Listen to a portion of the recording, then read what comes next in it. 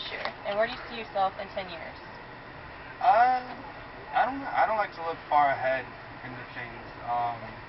Obviously, I hope to continue doing the band thing, and I hope Go Radio grows and Yeah. keeps growing and keeps moving. Like I hope that we don't change too much. I'd like to be the same band doing the same thing, just on a bigger level. Okay, cool. That'd be awesome. Who are your musical influences? Um, I listen to a lot of like I guess American folk. I guess like Willie Nelson is awesome. I listen to like a lot of blues. I listen to a lot of like early country and alternative rock. I guess is what you guys would call it. Mm-hmm. Well, I keep forgetting we're still far enough south to call it southern rock. So. Oh, right, like a Canadian ragweed kind of. Yeah, exactly. Yeah. Okay, Yeah. cool. Yeah. What do you like? What kind of old country? Like a George Strait, that kind of thing? No, Or no. older than Yeah. that? Older than that. Okay. Yeah, like Merle original Haggard. country. George Oh, Strait's okay. good too, though. Yeah. But yeah, Cool. I just kind of like music in general. Mm-hmm. Like I don't Definitely. really pick between things. Is that what kind of inspires like all your music? Just everything?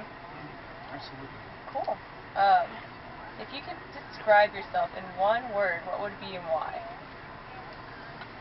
Humbled, I think, would be a good word for it. Just because we've been fortunate enough to really stay in contact with our fan base and see the effects, both positive and negative, that not only our music but music in general can cause. Mm-hmm.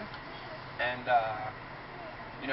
to see something like firsthand, and have the girl say that she stopped cutting, or the guy say that he caught his girlfriend cheating and that she's the dumb bitch and everything just sucks, but that Yeah. music makes it better. Like all sorts of things like that, and it makes you want to continue doing things in an honest way. Mm-hmm.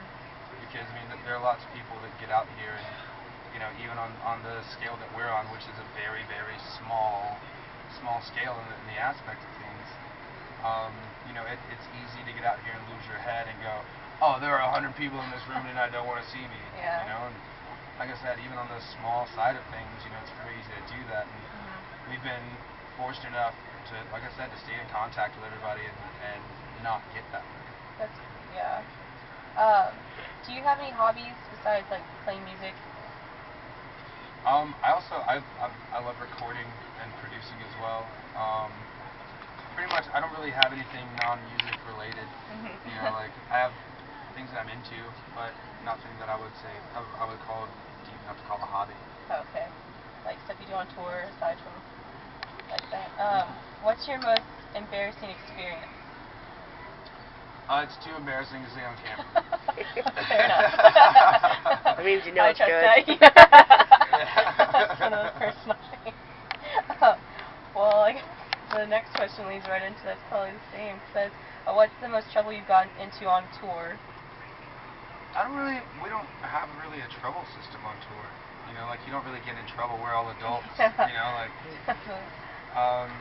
No, like I don't know. This trouble's not really an issue. We're pretty laid back guys. Just all hang out. All the cornhole boards set up outside. That's unless one of us just gets real drunk playing cornhole. That's not going to be like a super trouble issue. Just getting rowdy. Like extreme cornhole. What's your current favorite song you've wrote?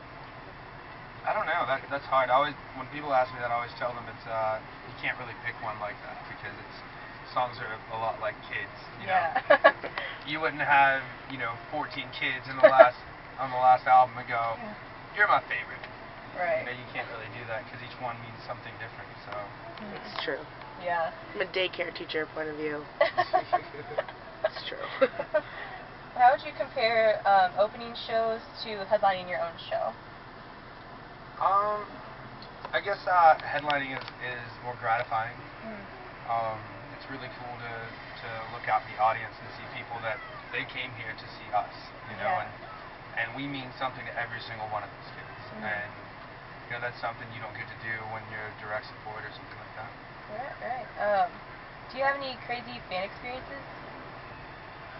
I do, but I don't like to talk about those just because they're still fans.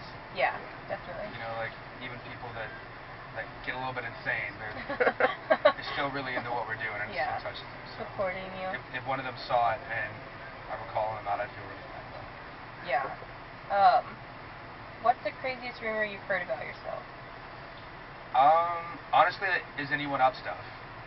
Oh God. Yeah, like every That's time ridiculous. I'll get posted on Is Anyone Up as a trophy or something like that, and I'm like, I've never met that girl in my life.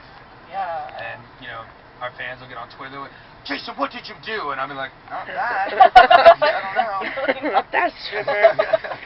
Well, thankfully, Is Anyone Up got closed down. I think, so. Yeah, absolutely. I didn't even know about that site, so. Don't ever learn about it. No. It's pretty bad. It is. How would you describe your music to someone that's never heard of Go Radio? Honest.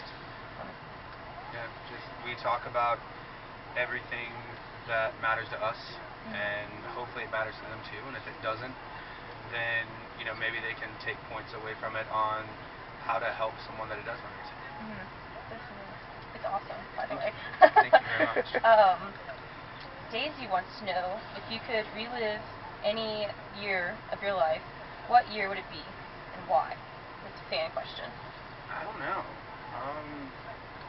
Next year.